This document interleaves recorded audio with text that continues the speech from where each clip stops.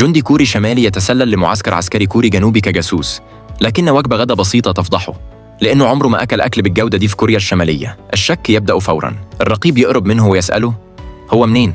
الجندي يتلخبط، وفي لحظة حرجة يقول إنه اتولد في ألمانيا. الرقيب يتأثر جداً، شاب اتربى في ألمانيا وقرر يرجع يخدم بلده. الرقيب يطلب منه يشرح بالألماني سبب التحاقه بالجيش. الجندي يتجمد ويبدأ يتوتر، وبعدين يفتكر جمل من فيلم ألماني كان شافه قبل كده. جندي تاني يتطوع للترجمة، والغريب إن ولا واحد فيهم أصلاً بيعرف ألماني، فواحد يقول جمل عشوائية والتاني يألف ترجمة. الكل يتأثر جداً، حتى الرقيب يعيط. وكل ده كان سببه تذكرة ينصيب. من كام يوم الجندي لقى تذكرة ينصيب كورية جنوبية قيمتها 5.7 مليار وون، فعمل اتفاق مع جندي كوري جنوبي يصرفها. علشان يضمنوا إن مفيش حد يغدر، قرروا يبدلوا رهائن. الجندي اللي رايح يستلم الجائزة يواجه مشاكل كتير. تشارلي خبى التذكرة في آمن مكان، ويفضل يطمن عليها طول الطريق، في الأسانسير وفي المترو.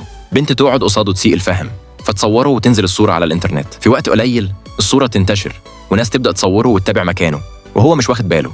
كل اللي شاغل تفكيره إنه يكمل المهمة. لما يوصل البنك، فرد الأمن يتعرف عليه من الصور ويحاول يمسكه، فيجري. الرقيب يشوف اللي حاصل أونلاين ويتدخل ويوجهه.